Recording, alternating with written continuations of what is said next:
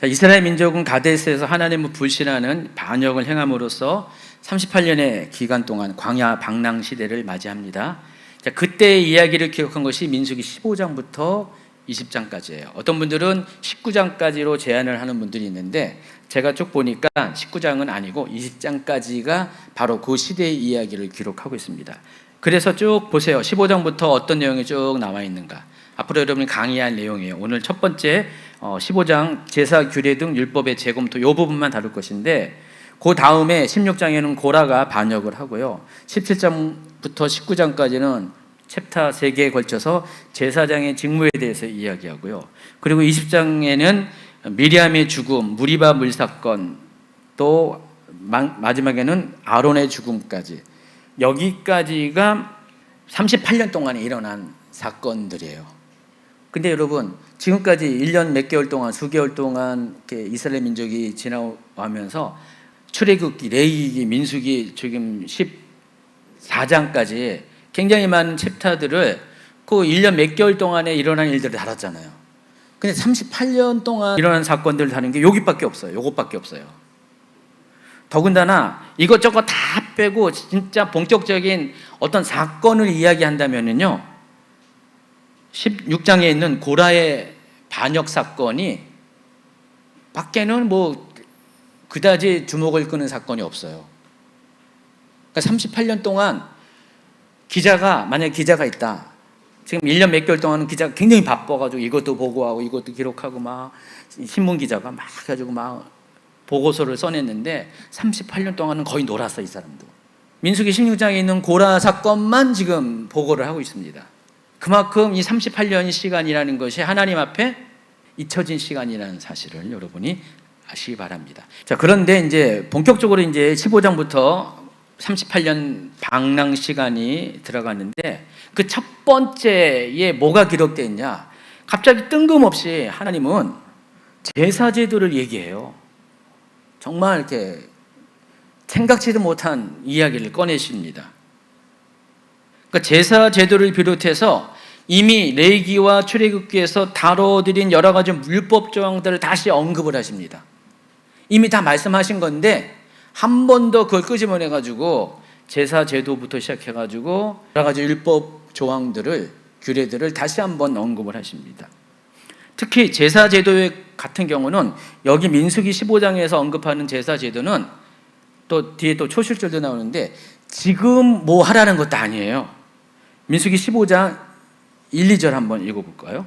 여호와께서 모세에게 말씀하여 이르시되 이스라엘 자손에게 말하여 그들에게 이르되 너희는 내가 주어 살게 할 땅에 들어가서, 여기까지요. 내가 주어 살게 할 땅에 들어가면은 그때 이렇게 제사하라 라는 그 얘기예요. 38년 동안 이제 광야 방랑 시간이 시작되는데 그때 필요한 말씀이 아니에요. 38년이 지나가서 그것도 더 6개월 이상 더 지나간 후에 가나안 땅에 딱 들어갈 때 그때 이렇게 해라 하는 내용이 민수기에 기록이 되는 거예요. 굳이 뭐 여기 이때 기록할 필요도 없잖아요. 이때 말할 필요 없잖아요. 지금 광야에서 적용될 문제도 아니고 광야 생활 다 끝나고 가나안 땅에 들어가서 그때 해야 될 일들을 미리 38년 전에 하나님이 꺼내면서 이 얘기를 하는 거예요. 시기적으로도 맞지 않고 지금 상황적으로 지금 가데스 바네에서 지금 백성들이 반역해가지고 근데 백성들이 통곡을 하고 또 나름대로 하나님한테 좀 만회하려고 그냥 하나님 시키지 않았는데도 불구하고 언약궤도 올라가지도 않았는데도 불구하고 자기들끼리 전투를 벌이다가 쫓겨 내려와가지고 패하고 뭐 아주 엉망진창인 그런 상황 가운데 하나님 갑자기 뜬금없이 너희는 내가 주어 설계할 땅에 들어가서 하면서 갑자기 제사 제도에 대해서 쭉 얘기하니까 만약에 여러분이 이스라엘 민족의 입장에 보면은 도대체 하나님 지금 때가 지금 그 얘기할 때요? 라고 질문할 수가 있다라는 것입니다. 그런데 하나님께서 이같이 하신 이유가 있어요. 바로 이 같은 제사 제도를 비롯해서 율법을 다시 한번 끄집어낸 이유는 앞서 가데스 바네에서 일어난 이 반역 사건 때문에 그런 거예요. 원인이 없는 게 아니에요. 이유가 있어요. 그래서 하나님이 어떤 생각하셨냐면은 가데스 바네에서 왜 이스라엘 민족이 반역을 했을까? 왜 하나님 말씀을 믿지 못하고 불신했을까? 불순종했을까? 그 이유가 이들이 하나님 말씀에 대해서 제대로 이해하지 못했기 때문에 그렇다. 그 생각을 하신 거예요. 이미 신의 광야에서 율법을 다 가르쳐 줬지만은 이들이 그 율법에 대해서 정말 절대적으로 확신하고 율법에 따르는 그런 삶을 살아가지 못했기 때문에 그 결과로서 이와 같은 일이 생겼다라고 하나님은 판단하신 것입니다. 그래서 이 민수기 15장에 나와 있는 내용을 쭉 보면은요, 제가 왜 이런 얘기를 하냐면은 민수기 15장에 나와 있는 여러 가지 단편적인 이야기 쭉 나와 있어요. 제사 제도를 비롯해서 절기를 비롯해서 여러 가지 쭉 나와 있는데 이 모든 것들 거의 대부분은 이미 하나님께서 말씀하신 거예요. 레위기에서 또는 출애굽기에서 말씀하신 것들을 한번 끄집어내면서 그것을 보완하고 또 거기서 빠뜨린 것들을 추가하는, 수정하는 그런 내용들이 주를 이루고 있습니다. 그래서 오늘 제가 제목은 뭐라고 했어요? 율법을 업데이트 하신 이유라고 했어요. 업데이트가 뭐죠? 기존에 뭔가 이렇게 1차 시안을 만들면은요, 거기서 중복되는 것도 있고 또 새로운 것들을 추가하면 업데이트하면 어떻게 해요? 덮어 씌우잖아요. 그럼 기존의 것도 살고 새로 추가된 것도 추가돼 가지고 새로운 파일로 싹 형성이 되죠. 새로운 판이 짜지죠. 그게 업데이트예요. 지금 이 민수기 15장에 있는 내용들은 기존에 하나님께서 1차적으로 주신 신의 강해에 주신 율법들을 다시 업데이트하는 차원에서 15장의 내용들을 주셨다는 것을 여러분이 아시기 바랍니다. 특히 그 중에서 제사 제도를 중점적으로 많이 언급하십니다. 그 이유가 사람이 하나님을 알고 하나님을 경험하고 하나님을 가장 가까이 갈 수 있는 그 최선의 방법이 뭐냐?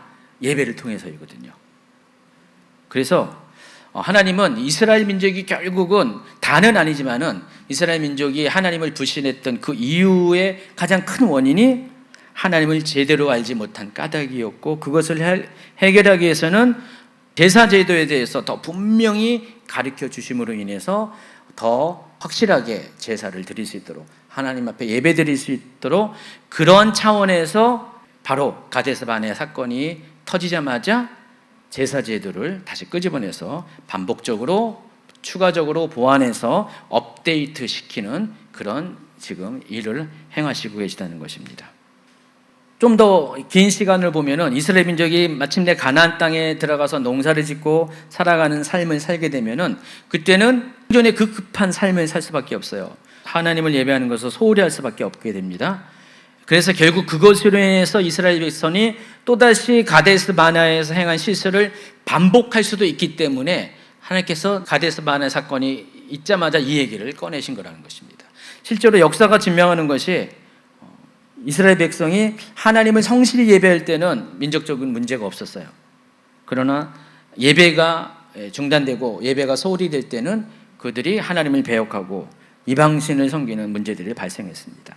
하나님은 이것 다 알기 때문에 그래서 이스라엘 민족을 재무장시킬 때 제일 먼저, 그러니까 율법을 통해서 재무장시키는데, 나중에 이제 40년이 다 차면은 신명기서를 통해서 모세가 한 번 더 지금까지 하나님이 가르쳐 주신 율법들을 다시 한번 재설교를 해요. 근데 그 전에 방랑 시절이 시작되는 그 첫 시간대에 다시 한번 율법을 끄집어내시는 거예요. 전부를 끌어내시지 않지만 율법을 끄집어내시면서 중요한 것들을 끄집어내시면서 그 중에서 제사 제도를 다시 한번 말씀을 하신다는 것입니다. 그래서 민수기 15장 3절에는요 몇 가지 제사에 대한 언급이 있습니다. 3절, 여호와께 화제나 번제나 소원을 갚는 제사나 낙헌제나 정한 절기제 소나 양을 여호와께 향기롭게 드릴 때, 여기 화제는 제사 드리는 방법에 따른 분류예요. 그래서 제물을 전부 불로 태워드리는 방법이에요. 보통 화제로 제사를 드리는 게 뭐죠? 제사 드리는 목적의 분류에 따르면 뭐죠? 번제예요. 번제, 올라. 여러분 기억하세요. 올라 하면은 올라간다. 번제는 올라간다. 하나님께 올라간다. 완전히 이제 불로 태워드리는 제사가 화제인데, 번제는 화제로 드립니다. 화제나 번제나 이것은 같은 말이에요, 거의. 그리고 서원을 갚는 제사, 서원제, 낙헌제, 이건 어디에 속한 제사냐? 화목제에 속한 제사고요.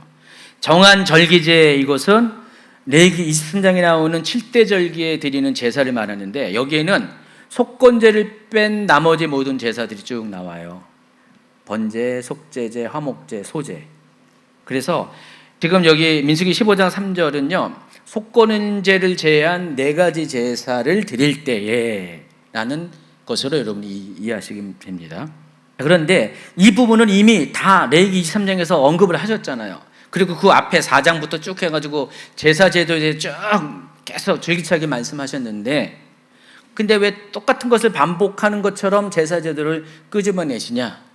근데 잘 내용을 보시면은요, 하나님께서 지금 반복하는 게 아니라 레위기에서는 미처 말하지 않은 부분을 얘기하고 있어요. 그게 뭐냐? 제사에 곁들여 드리는 소제와 전제를 드릴 때 사용하는 예물의 분량들을 얘기하고 계세요. 여러분, 전제와 소제는요 메인 제사가 아니에요. 물론 소제는 제물을 드리는 목적에 따른 그 제사의 분류 중에 하나인데 메인 제사는 아니고 번제를 드릴 때 아니면 속죄제를 드릴 때 같이 곁들여 드리는 제사예요. 소제가 그렇고요, 전제도 마찬가지예요. 그런데 이때 이런 제사를 아까 말하는 네 가지 제사라고 했잖아요. 이 네 가지 제사를 드릴 때 거기서 같이 곁들여 드리는 소제와 전제를 드릴 때 그 전제와 소제의 예물의 분량을 이렇게 해라, 그걸 얘기하고 있어요. 근데 이 부분은 레위기도 일부를 얘기했지만 딱 여기처럼 정리해서 말하지 않았거든요.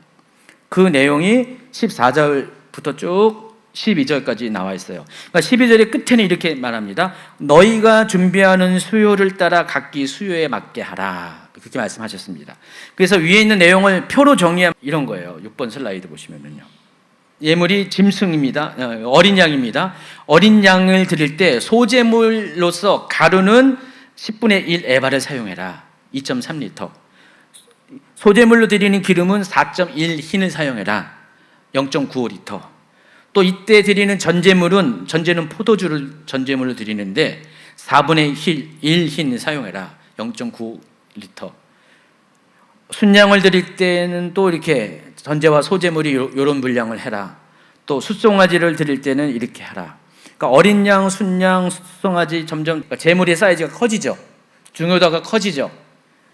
커질 때마다 거기에 들어가는 소제물 가루와 소제물 기름, 전제물이 수량이 점점 증가하고 있다는 것을 알 수가 있습니다.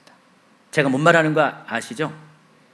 이 부분이 레위기에서도 어느 정도는 이야기했지만은 완전하게 정립이 된 건 아니에요. 그래서 하나님께서 모세를 통해서 지금 이 부분을 이미 이야기했던 것이지만은 다시 끄집어내면서 보완해서 이 이야기를 하고 있다는 것입니다. 그러면서 13절부터 16절에는 이런 말씀을 하고 있습니다.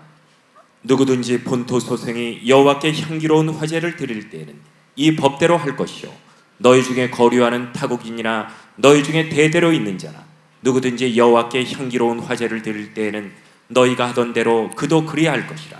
회중 곧 너희에게나 거류하는 타국인에게나 같은 율례이니 너희의 대대로 영원한 율례라.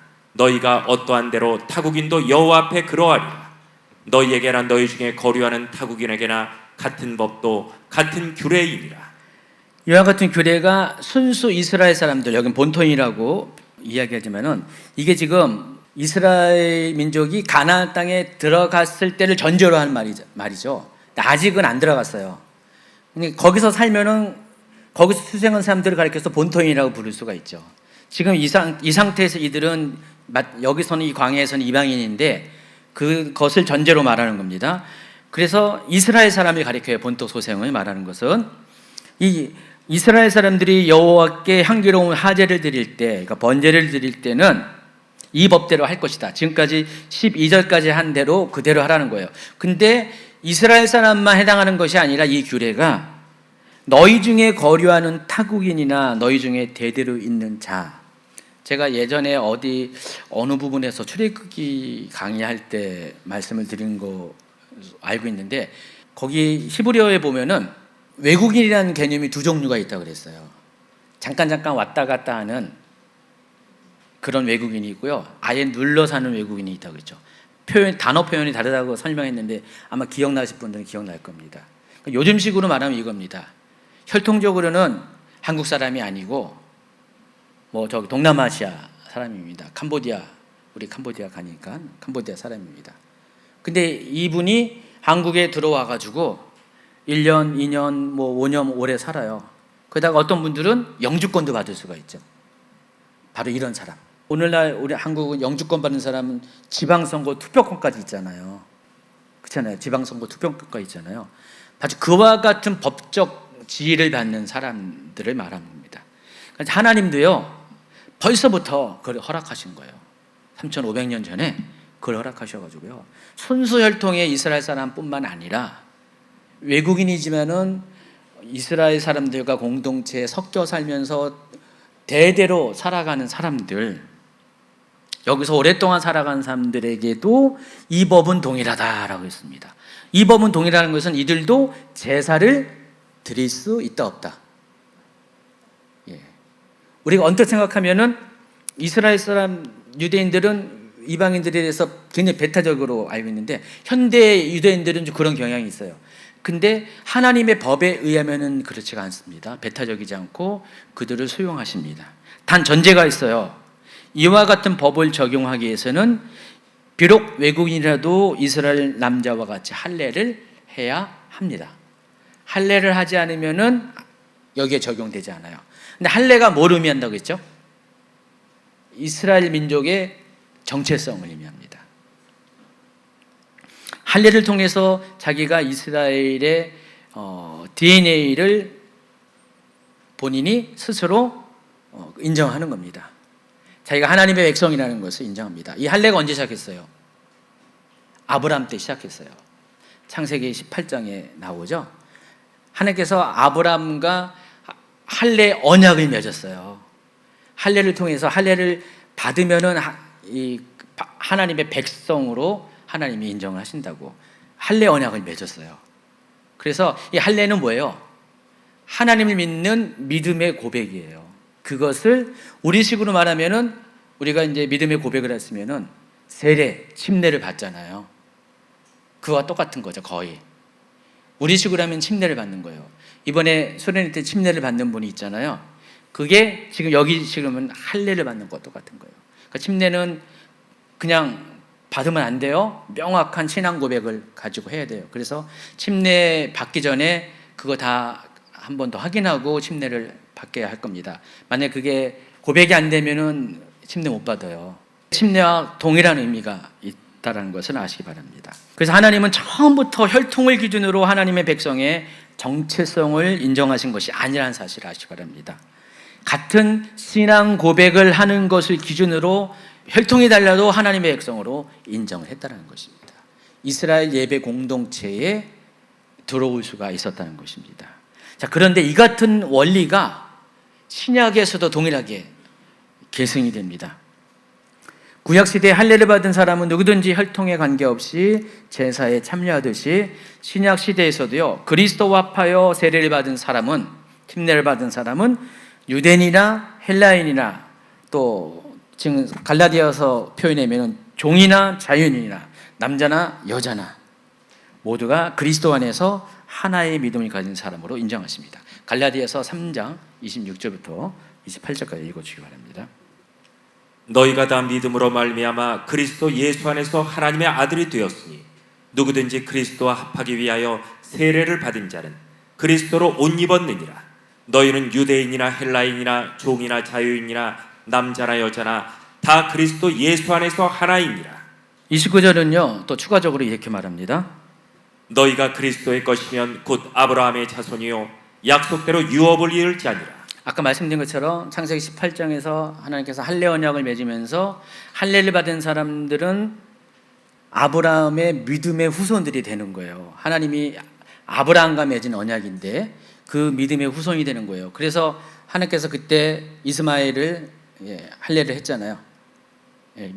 아브라함이 이스마엘 할례를 했죠. 그래서 그때 이후로는 할례를 받은 사람은 다 아브라함의 자손이 되는 거예요. 아브라함을 뿌리로 하는 그런 후손이 되는 것입니다. 혈통이 중요한 게 아니라, 그래서 그런 것처럼 세례를 받는 사람들은, 침례를 받은 사람은 동일한 효력이 있다는 것입니다. 아브라함이 받을 그 약속의 유업, 그 유업을 누가 받습니까? 이삭이 이어가잖아요. 그리스도 안에서 침례를 받은 사람은 똑같이 그와 같이 그 유업을 받을 수 있는 그런 사람이 되었다는 것입니다. 그 사람이 뭐 헬라인이나 그러니까 이방인이나 순수 혈통의 유대인이나 상관이 없고 종이나 자연이나 상관없고 남자나 여자나 상관없이 모두가 다 믿음으로 침례를 받은 사람들은 다 그리스도 안에서 다 같은 믿음을 가진 공동체가 되었고요. 더군다나 아브라함의 약속의 유업을 받은 사람이 되었다는 것입니다. 그리고 나서 이제 사도 바울은요, 고린도전서로 가면은요, 12장 13절에 가면은 이것을 조금 더 확장시켜서 이렇게 말을 합니다. 우리가 유대인이나 헬라인이나 종이나 자유인이라 다 한 성령으로 세례를 받아 한 몸이 되었고 또 다 한 성령을 마시게 하셨느니라. 아까는 예수 그리스도를 통한 세례, 침례를 이야기하면 여기서는 성령으로 받는 세례. 그러니까 성령으로 세례를 받으면은 다 같이 한 몸이 되었다라고 이야기합니다. 그러니까 성령으로 하나님의 백성이 된 사람들은 유대인이나 헬라인이나 아무런 차별이 없이 하나님께서 같은 믿음을 가진 사람으로 또 아브라함의 유업을 받을 사람으로 인정을 하신다는 그 얘기예요. 그래서 이와 같은 이 사도 바울의 이와 같은 선언이 뿌리가 어디서부터 시작했냐? 바로 여기서부터 시작됐다는 사실을 아시기 바랍니다. 민수기 15장 17절부터 21절까지는 초실절에 대한 이야기가 등장합니다. 17절부터 읽어주세요. 여호와께서 모세에게 말씀하여 이르시되 이스라엘 자손에게 말하여 이르라. 너희는 내가 인도하는 땅에 들어가거든 그 땅의 양식을 먹을 때 여호와께 거제를 드리되 너희의 처음 익은 곡식 가루떡을 거제로 타작마당에 거제같이 들어 드리라. 너희의 처음 익은 곡식 가루떡을 대대에 여호와께 거제로 드릴지니라. 자, 그런데 이 초실절을 지키는 방법은 이미 레위기 23장 9절부터 14절에도 소개되었어요. 근데 제가 시간 관계상 이거는 읽지는 않는데 여기 보시면은 민수기 15장 19절도요 마찬가지예요. 아직 가나안 땅에 들어가지도 않고 38년의 시간이 남아 있는데도 불구하고 그 땅의 양식을 먹을 때라고 하면 소급해서 지금 이 말씀을 하시는 거예요. 그러면서 레위기 23장에도 보면은 너희는 내가 너희에게 주는 땅에 들어가서 너희의 곡물을 거둘 때라고 하면서 역시 마찬가지로 소급해서 이야기합니다. 그러면서 민수기에서는 거제로 올려드리라고 그랬어요. 근데 레위기에서는 요제로 흔들어서 드리라는 거예요. 언뜻 보면은 성경이 다르네. 아니 레위기에서는 요제로 흔들어서 드리라고 해놓고 왜 하나님은 민수기에 와서는 좀 시간 지났다고 거제로 하나님 법이 바뀐 것인가? 충분히 생각을 할 수가 있어요. 자, 그런데 제가 아까 15장 시작하면서 전제로 말씀드렸잖아요. 서론 부분에서 민수기 15장에 나온 것은 레위기나 출애굽기에 나와 있는 모든 율법들을 지금 업데이트하는 거라고 했잖아요. 같은 내용도 있고 약간 다른 내용도 있어가지고 결국은 범위가 확장돼가지고 하나의 법으로서 새로 갱신하는 것이라고 했잖아요. 그래서 여러분이 이 부분을 어떻게 이해하셔야 되냐면은 표현을 잘 보세요. 레위기 보면은 첫 단을 하나님 앞에 흔들어서 요제를 드리라고 했어요. 첫 단을 드린다는 것은 곡식을 수확하기 전에 미리 선별해 놓은 한 단을 밭에 가가지고 초실절 새벽이 되면 그것을 베어가지고 한 단을 가지고 와서 하나님 언약궤가 있는 곳에 와가지고 하나님 보셨죠? 첫 수확입니다. 보리의 첫 수확입니다. 실은 그 해의 첫 농사의 첫 수확입니다. 아직 본격적으로 추수는 안 했어요. 그걸 하나님께 먼저 드립니다. 흔들어서 드립니다. 그 다음에 수확이 시작돼요. 그런데 민수기에서는요 뭐라고 나왔냐면 민수기 보니까 이스라엘 자손에게 말하여 이르라. 너희는 내가 인도하는 땅에 들어가거든 그 땅의 양식을 먹을 때 여호와께 거제로 드리되 너희의 처음 익은 곡식 가루 떡을 거제로 타작마당에 거제같이 들어 드리라.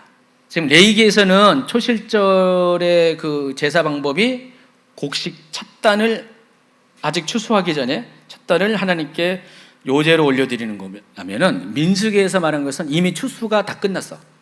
추수를 했고 그것을 전부 다 재분해가지고 가루로 만들었어. 그리고 떡을 만들어 먹어야 되잖아요. 근데 사람들이 떡을 만들어 먹기 전에 첫 번째로 만든 떡, 하나님께 드리려고 만든 떡이 되겠죠. 그럼 딴 사람들은 이거 하기 전에 떡 만들어 먹으면 안 돼. 곡수까지 다 이렇게 만들어 놨어요. 근데 이것을 가지고 떡을 만든 다음에 하나님 앞에 먼저 드린 다음에 먹으라는 거예요. 근데 흔들어서 드리는 게 아니라 이거는 이때는 거제로 올려드립니다. 하나님께 들어 올려드리는, 올렸다가 내리는 게 거제거든요. 그래서 하나님 보셨죠? 하면서 올려드린 다음에 내리면 누가 먹습니까? 이건 제사장이 먹죠. 하나님께 올려 드려진 것은 제사장이 먹죠. 그래서 레위기와 민수기의 이야기가 달라 보이지만은 실은 다른 게 아니에요. 시기적으로 곡식을 수확하기 전과 후의 이야기라는 걸 알 수가 있어요. 그러니까 레위기에서는 이 곡식을 수확한 후에 요 초실절에 대해서 언급이 없었는데 민수기는 레위기에서 곡식을 수확하기 전에는 먼저 그렇게 요제로 드리고 수확한 후에 떡을 만들어서는 또 거제로 드릴 것을 추가적으로 이야기하는 거예요. 업데이트한 겁니다. 그 시대가 다 지난 다음에 이제 이스라엘 백성들이 가나안 땅에 들어가게 됐죠. 이제 본격적으로 레위기에서 말씀하신 율법, 민수기에서 말씀하신 율법이 그때는 하나의 율법이 돼 가지고 처음에 수확하기 전에는 첫 단을 하나님께 올려드렸고 요제로 올려드렸고 수확한 다음에 곡식을 만들어서 첫 떡을 하나님께 거제로 올려드리는 것이 이제 순서화된 거죠. 실제 이제 여기 제사를 드릴 때는 그와 같이 초실절 지킬 때는 그와 같이 된 거죠. 이해하시겠어요? 이처럼 민수기 내용은 지금 레위기의 내용을 지금 보완 보충 업데이트하는 것이라고 아시면 됩니다. 또 민수기 15장 22절부터 31절까지 가면은 부지 중에 범한 죄를 속하는 제사에 대해서 나와요. 이게 일명 속죄죄라고 합니다. 그러니까 제사 드리는 목적에 따라서 번제, 이 번제는 어떤 제사라고 했어요? 생각나시죠? 원죄의 문제를 이해한 거고, 속죄죄는 바로 여기 말한 표현대로 부지 중에 범한 죄, 불가항력적으로 범한 죄. 그러니까 내가 고의성을 갖고 지은 죄가 아니라 어쩔 수 없이 내가 알지 못하는데 나는 인지하지 못하는데 뭐 누굴 탁 치고 갈 수도 있잖아요. 이 사람은 이제 상해를 입었어. 근데 막 쫓아와가지고 당신이 나를 쳤어. 이렇게 나 팔을 부러뜨리게 했어. 죄송해요. 몰랐어요. 이랬을 때 이게 이런 사람의 죄의 문제를 해결하기 위해서 제사를 드려요. 이게 속죄죄예요. 근데 알면서 지나면서 자기가 일부러 막 때려가지고 부상을 입혔어. 이때는 속건제를 드려야 돼요. 그 속죄제와 속건제가 제물의 종류가 다르고요. 여긴 보상까지 해줘야 돼요. 20% 이자 붙여가지고 보상까지 해줘요. 속건제. 그리고 하목제, 소제 5가지가 제사 드리는 목적에 따른 제사 방법이에요. 제사예요. 그 중에서 속죄제를 여기 얘기하는 거예요. 지금 레위기에서는요 이렇게 말해요. 제사장의 죄에 있어서는 제물이 뭐냐? 흠없는 숫송아지.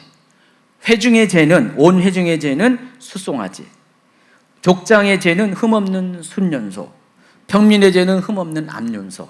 민수기에서는 이것을 다시 끄집어내면서 여기서 더 추가적으로 이야기를 한다는 것입니다. 그게 뭐냐면은 회중의 죄일 경우 제사장의 죄에 대해서는 언급하지 않고 이미 레위기에서 다 얘기했고 민수기에서는 회중의 죄에 대해서 이야기할 때 순념소 1마리와 숫송아지 1마리를 드리라고 이렇게 이야기합니다.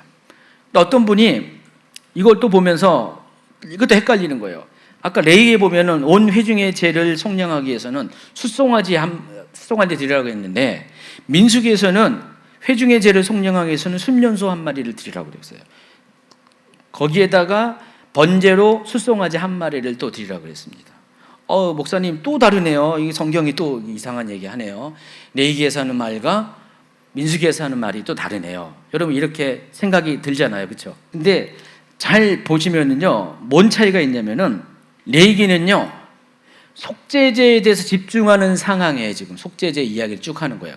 속죄제 얘기를 쭉 하면서 오직 속죄제 한 가지만 집중하다 보니까 뭉퉁거려서 이야기한 것이고요.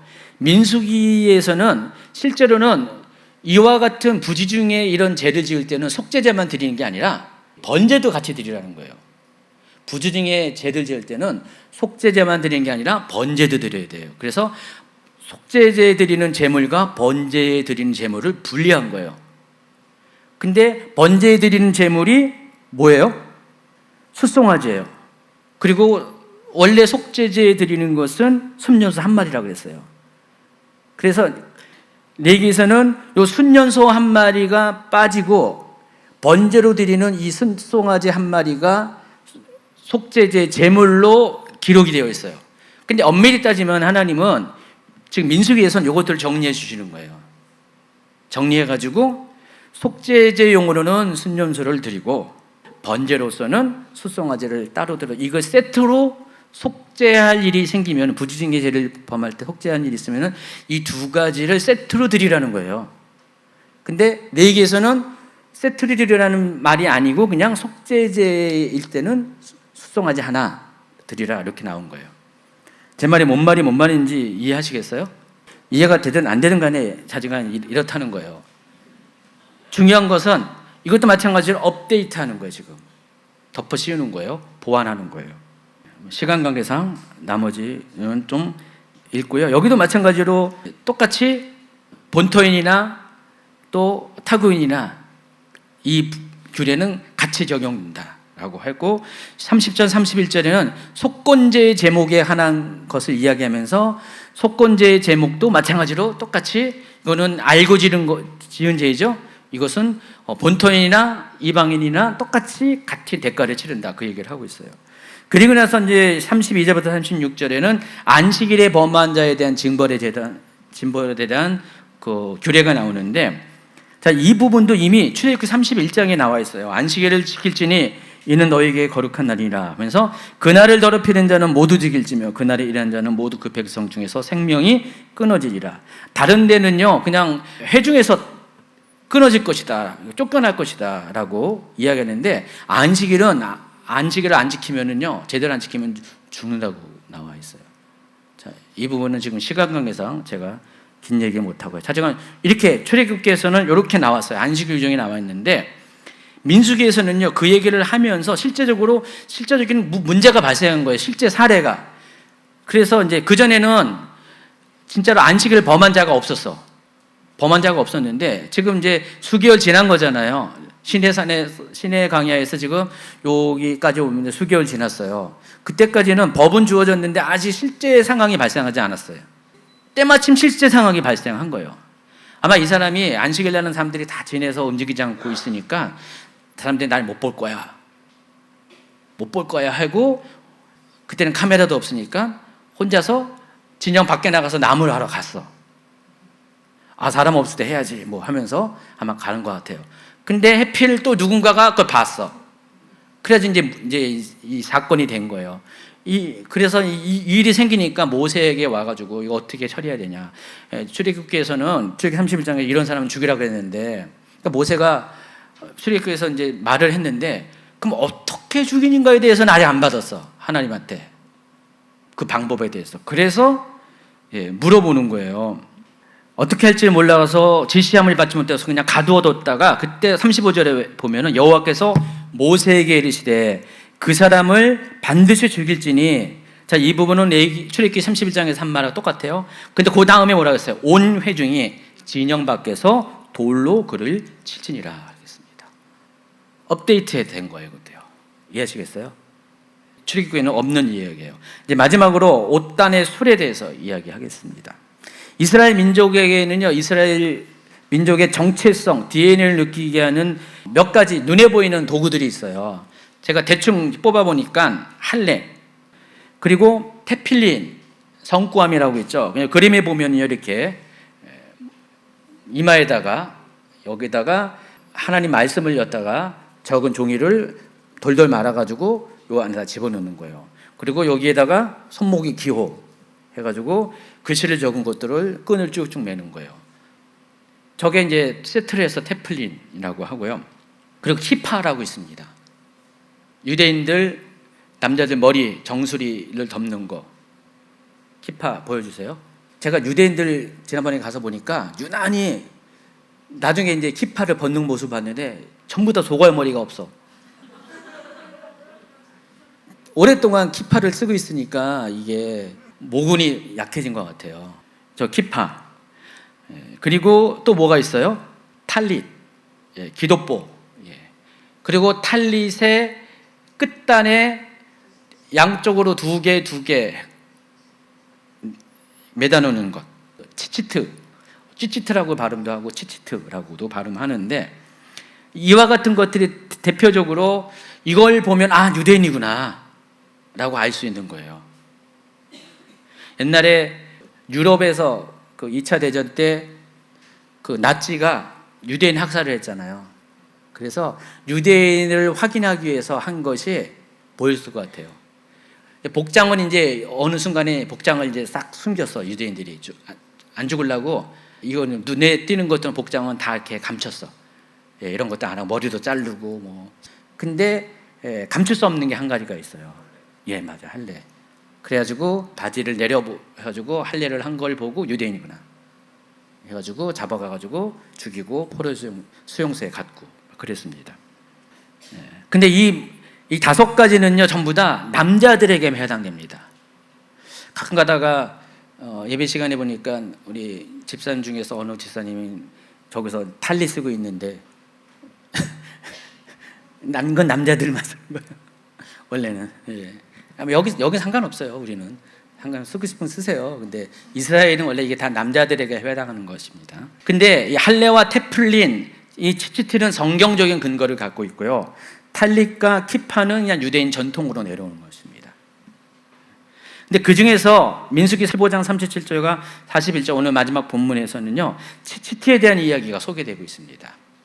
읽어주세요. 여호와께서 모세에게 말씀하여 이르시되 이스라엘 자손에게 명령하여 대대로 그들의 옷단귀에 술을 만들고 청색끈을 그 귀에 술에 더하라. 자, 치티트가 어떤 건지 그림으로 보여주시면 이거예요. 보시면은 지금 이거는 탈릿 끝단인데 탈릿의 끝단에 저렇게 4개의 치티트를 달라는 거예요. 2개씩. 근데 보니까 청색 끈을 넣은 술, 이 술이 치티트예요. 30번 슬라이드 보시면은 탈릿 입은 사람, 왼쪽에 탈릿 입은 사람, 탈릿 끝에다가 하고 오른쪽에는 뭐예요? 그냥 일상 외투예요, 외투.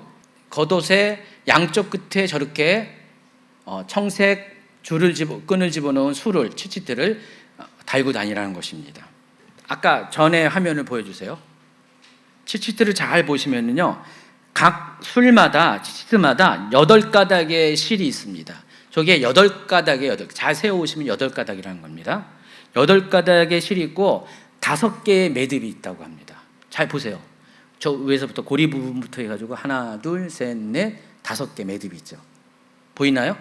저렇게 된 게 하나의 치치트예요.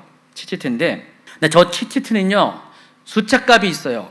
우리는 기억, 니은이 숫자하고는 상관이 없잖아요. 숫자는 숫자대로 따로 있는데 히브리어는요 각 알파벳이 알레프부터 시작해가지고요 숫자 개념이에요. 그렇게 지금 치치트의 알파벳이 짜디, 요드, 타부 5개의 단어로 되어 있어요. 자음으로 되어 있는데 짜디가 90이라는 숫자값을 갖고 있고요. 요드가 10, 또 타부가 400. 그래서 요 5개의 알파벳을 합치면 몇 개예요? 눈에 보여도 600이죠. 거기에다가 8가닥 플러스 5매듭. 그럼 모두 합치면은 613가지가 돼요. 613개. 613개 뭐 어떤 숫자라고 했어요? 토라에 나와 있는 율법 조항들. 하라, 하지 말라. 그래서 여러분 기억하는 것은 하라와 하지 말라 중에서 하지 말 것만 기억하면 돼요. 365가지. 1년 365가 똑같아. 365는 하지 말라, 나머지는 하라예요. 합쳐서 613가지. 토라에 나와 있는 율법 조항들의 총수가 그렇다는 것입니다. 39절부터 42절은 이 치치트를 옷단기에 달라 하는 이유가 이렇게 나와 있습니다. 이 술은 너희가 보고 여호와의 모든 계명을 기억하여 준행하고 너희를 방종하게 하는 자신의 마음과 눈의 욕심을 따라 음행하지 않게 하기 위함이라. 그리하여 너희가 내 모든 계명을 기억하고 행하면 너희의 하나님 앞에 거룩하리라. 나는 여호와라 너희 하나님이라. 나는 너희의 하나님이 되려고 너희를 애굽 땅에서 인도해 내었느니라. 나는 여호와 너희의 하나님이니라. 결국 이것을 통해 알 수 있는 것이 있습니다. 아까도 서두에 얘기했지만은 하나님 보시기에 이스라엘 백성이 왜 가데스에서 반역을 했을까? 하나님은 뭘 보셨냐? 이들이 계명의 사람들이 아직 안 된 거예요. 하나님이 모세를 통해서 율법을 주셨지만은 이들의 삶의 율법이 아직 정착하지 않은 거예요. 생활이 되지 않습니다. 하나님의 계명을 듣긴 들었어도 뭐 이때만 해도 뭐 이렇게 무슨 우리처럼 성경책이 있는 것도 아니고요. 그냥 듣기만 구전으로 들었잖아요. 귀로만 들었지 이것이 중요한 몇 가지는 뭐 했을는지 모르겠지만은 이 백성들의 삶에 뿌리 깊게 아직 정착하지 않았어요. 그러니까 율법을 주신 지가 1년이 채 안 됐잖아요. 그러니까 이게 아직 정착이 제대로 안 됐어요. 지금이야 유대인들은 성경 말씀을 딸딸 외우고 율법 정도를 많이 알고 있지만은 이때만 해도 아직 그와 같은 것이 아니었어요. 거의 초보의 수준이었죠. 그러다가 이제 가데스 바네아에 이르러서 정말 그들에게 감당하지 못할 그런 벽이 생겼을 때 그들은 하나님을 배반할 수밖에 없게 됐다는 것입니다. 하나님은 그래서 만약에 이들이 율법을 정말 가슴속에 마음에 새기고, 좀 신명기 6장의 말씀은 이제 맨 나중에 한 거잖아요. 쉐마는 뒤에 나오는 이야기잖아요. 이 사건들이 가데스 바네아의 반역이 있고 나서 거의 39년 가까운 뒤에 일어난 일이잖아요. 그때 얘기한 거잖아요. 그러니까 이때까지만 해도 아직 이들이 마음에 새기거나 그러지 않았어요. 뭐 앉아 있을 때나 서 있을 때나 뭐 길을 걸 때나 멈출 때 그렇게 하나님 말씀을 주야로 뭐 이렇게 하지 않았어요. 그냥 대충 그냥 어느 정도 그냥 귀에 그냥 잠깐 지나가는 수준으로 알고 있었다는 것입니다. 그렇기 때문에 이들이 하나님 말씀을 제대로 적용하지 못했기 때문에 결국은 반역을 할 수밖에 없다라고 하나님은 이렇게 보신 거예요. 그래서 하나님이 이 술을 통해서 앞에 쭉 계속해서 이미 주신 율법들을 계속 업데이트 시키시면서 이 마지막으로 술을 몸에다가 아예 지니고 다니게 했습니다. 그래서 요걸 볼 때마다 하나님의 계명을 기억하라는 것입니다. 어떤 사람이 뭐가 재미있는 게 있어가지고요, 욕심이 있어가지고 막 관심 가져가지고 하나님이 하지 말라는 건데 그거를 막 그렇게 흥미가 있어가지고 마음이 뺏겨가지고 뭘 하려고 했는데 갑자기 여기 있는 그 술이 치렁치렁한 술이 여기서 막 눈에 여기서 보여. 일로 봐도 보이고 일로 봐도 보이고 뒤에 매다는 것도 아니고 옆에 매는 거예요. 옆에 이렇게. 그러니까 보이잖아요. 유대인은 나중에 또 이것도 머리까지 하잖아요. 그러니까 유대인들은 도망갈 수가 없어. 이리 봐도 저리 봐도 다 보여. 찌찌트가 다 보이니까 뭔 짓을 하려다가 어메 찌찌트가 있네. 잊고 있다가 찌찌트가 있으니까 하나님 율법을 기억할 수밖에 없어요. 더군다나 그 율법에는 365까지 하지 말라가 있잖아요. 하라보다 하지 말라가 훨씬 많잖아요. 그걸 생각하니까 어떻게 해요? 하려다가 못하는 거예요. 죄를 지으려다가 못 짓는 거예요. 우리는 이런 게 없으니까 어떻게 해요? 눈에 보이지 않으니까 눈에 보이기 전까지는 그냥 깨닫지 못하고 막 죄를 져. 나중에 하나님은 뭔가 이렇게 눈에 보이는 걸 보여주면 이거 잘못했네. 갑자기 죄를 한참 져놨는데 갑자기 성경 말씀에 자기가 지은 죄에 대한 뭐가 너는 도둑질하지 말지냐 뭐 십계명이 짱 그때 가서 깨닫죠. 근데 이스라엘 백성들은 아예 그게 죄를 짓기 전부터 그게 다 있는 거예요. 그래서 하나님이 바로 실제로는 이스라엘 백성들을 위해서 주신 것이죠. 이거 보고 죄 짓지 않게 하려고. 또다시 가데스 바네아와 같은 그런 사건이 벌어지면 안 되잖아요. 하나님이 지금 가데스 바네아의 사건은 이스라엘 민족에만 충격이 아니라 하나님한테도 굉장히 충격이에요. 믿는 자식한테 지금 발등지키는 상황이 된 거거든요. 그러니까 하나님이 이스라엘 백성이 반역한 거에 대해서 하나님도 충격을 받으셨기 때문에 다시는 그런 일이 있지 않게 하시기 위해서 이 가데스 바네아 사건이 끝나자마자 민수기 15장에서 다시 한번 율법을 꺼내들이시고 율법을 다시 갱신시키시고 맨 마지막에 이 치치트 이야기를 꺼내시면서 이들이 항상 이 몸에 이것을 두르고 다니게 하셨습니다. 이해하시겠어요? 그래서 결국은 우리가 이걸 통해서 죄를 짓지 않은 사람들이 어딜 통과한다고 했어요? 거룩한 곳 가데스를 통과하고 가데스를 통과해야지만 약속의 땅에 들어갈 수가 있어요. 그래서 이 찌찌트는 이와 같은 목적으로 만들라고 하신 것입니다. 여러분의 지금 눈에 보이지 않지만은 하나님께서 여러분에게 정말 하나님의 백성의 그 정체성을 알려주는 여러분 나름대로의 하나님이 보여주는 뭔가가 있을 것 같아요. 그렇죠? 여러분에게도 오늘날 여러분도 찌찌트를 매다는 건 아니지만은 뭐 키파를 쓰는 것도 아니고 탈리도 쓰긴 쓰시지만은 여러분의 눈에 보이지 않지만은 뭔가 여러분 안에 뭔가 하나님의 말씀들이 그냥 뭘 할 때마다 딱 생각나게 해서 여러분의 잘못된 행동을 멈추게 하는 그런 것들이 있잖아요. 그래서 여러분 하나님의 말씀을 많이 알아야 돼요. 하나님 말씀을 암송하고 하나님 말씀을 많이 알면은 어떤 일을 할 때마다 하나님 말씀 모르는 사람은 모르기 때문에 그냥 지나가는데 하나님 말씀 아는 사람은 갑자기 뭔 일을 할 때마다 생각이 팍 나는 거예요. 말씀이 갑자기 탁 떠올라. 그러니까 행동을 할 수가 없어. 여러분 그런 경험 하셨잖아요. 나도 모르게 그냥 뭔가 하려고 했는데 갑자기 하나님 말씀이 팍 떠오르면은 멈칫하고 중단하고. 그래서 여러분 지금은 눈에 보이지 않지만은 마음속에 신비의 마음판에다가 여러분 새기셔가지고 하나님 말씀을 새기셔가지고 여러분이 하나님의 사람 계명의 자녀인 것을 꼭 여러분 명심하시고 마침내 가데스를 통과해서 약속의 땅에 진입하는 여러분 되기를 예수님의 축원합니다.